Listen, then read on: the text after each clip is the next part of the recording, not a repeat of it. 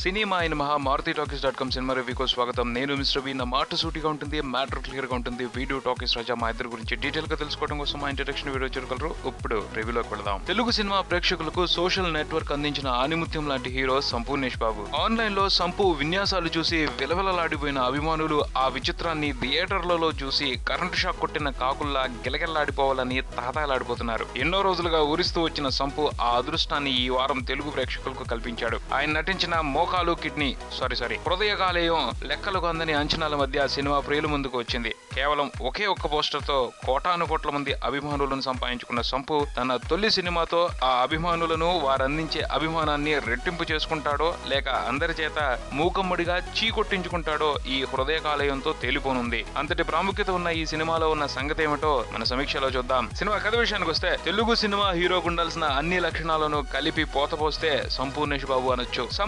సంపూర్ణేష్ బాబు ఏం చేయాలో తెలియక మెకానిక్ గా ఉంటూ ఉంటాడు. కానీ అతని బుర్ర తెలివితేటల పుట్ట, నోరు ప్రాస డైలాగులను నాన్ స్టాప్ గా పేల్చే ఫిరంగి. సంపు అందానికి దాసోహం అనటానికి 6 కిలోమీటర్ల మేర అమ్మాయిల క్యూ. సంపు గురించి ఇలా చెప్పుకుంటూ పోతే గూగుల్ 1,00,000 GB సర్వర్ ను కేటాయించాలి. మరి ఇంత ఘనత ఉన్న సంపు భారతదేశ పోలీసు వ్యవస్థ వణికిపోయే రీతిలో ఎలక్ట్రిక్ షాపులు, కిరాణా షాపులు కొల్లగొడుతూ ఉంటాడు. ఇంతటి చాకచక్యమైన దొంగతనాలు ఎవరు చేస్తున్నారో తెలియక పోలీసులు పిచ్చెక్కి వీధులు వెంటబడి తిరుగుతుంటారు. సంపు మీద ధ్యాస పెట్టిన శ్వాస అనే అమ్మాయి మూలంగా పోలీసులకు ఒక క్లూ దొరుకుతుంది. దాని ఆధారంగా సంపు ఉన్న చోటును రౌండప్ చేస్తారు. వారి విన్నపాలు మన్నించి బయటకు వచ్చిన సంపును చూసి పోలీస్ కమిషనర్ పొర్లు దండాలు పెడతాడు. అసలు ఎవరి సంపూర్ణేష్ బాబు, సంపు దొంగతనాలు ఎందుకు చేస్తున్నాడు వంటి ప్రశ్నల వెనుక హృదయాల్ని, కాలేయాల్ని చిత్తరి చేసేంత బాధ కలిగించే బరువైన కథ ఉంది. అదేంటి అనేదే ఈ సినిమా మిగిలిన కథ. సినిమా విశ్లేషణ విషయానికి వస్తే సంపూర్ణేష్ బాబు నటించిన హృదయ కాలేయం సినిమాను చూడాలి అంటే 3 కండిషన్స్ ను తప్పకుండా పాటించాలి. అవేంటంటే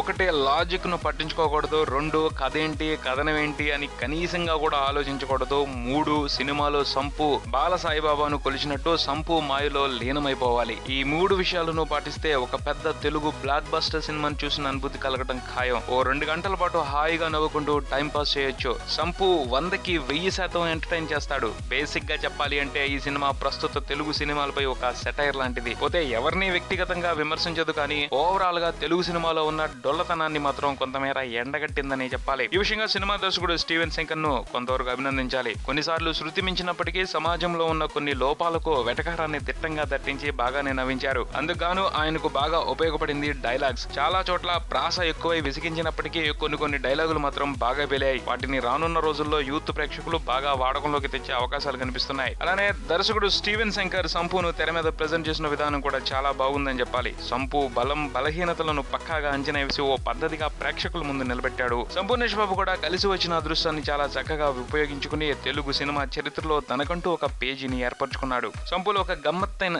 ఈజ్ ఉంది. అతను చూడగానే నవ్వొస్తుంది. అతను డైలాగులు చెప్పే విధానం, ఫన్నీగా పెట్టే ఎక్స్ప్రెషన్స్, సిల్లీ వాక్, అదరగొట్టే డాన్సులు, మతిపోగొట్టే సిగ్నేచర్ స్టెప్స్, ఒకటేమిటి సంపు అణువున కామెడీయే కనిపిస్తుంది. ముఖ్యంగా సినిమా చివరిలో సంపు చనిపోయి బెడ్ మీద పడున్నప్పుడు పెట్టిన ఎక్స్ప్రెషన్ ఉంది చూశారు, అది ఎవరిని ఒక పట్టాను వదిలిపెట్టదు. గుర్తొచ్చినప్పుడల్లా పొరలుగా నవ్వేట్టు చేస్తుంది. అదే కాదు, లవ్, రొమాన్స్, బాధ, ఏడుపు, కోపం, కసి ఒకటని కాదు, ఎమోషన్స్ ఎన్ని రకాలు ఉంటే అన్ని రకాలతోనూ భలే నవ్వించాడు సంపు. ఈ విషయాలన్నింటినీ పరిశీలనలోకి తీసుకుని ఒక విషయాన్ని మాత్రం నమ్మకంగా చెప్పొచ్చు. ఏమంటే సంపూర్ణేష్ బాబు అనే కటౌట్ లో కంటెంట్ ఉంది అని. ఇక సినిమా జోనర్ విషయానికి వస్తే ఇది ఒక romantic comedy, emotional revenge drama, scientific thriller, technological wonder, mass masala pakodi చిత్రం. ఇన్ని జోనర్స్ ను కలిసి మిక్సీలో వేసి చూపిస్తూనే అక్కడక్కడ సందేశాలు ఇస్తూ రావటం ఈ సినిమాకే చెల్లింది. ఈ సినిమాలో సంపు బాబు కనిపెట్టిన నీలు, computer 1.25 special computer, artificial heart వంటి విషయాలు పెద్ద శాస్త్రవేత్తలను కూడా ఆలోచనలో పడేస్తాయి.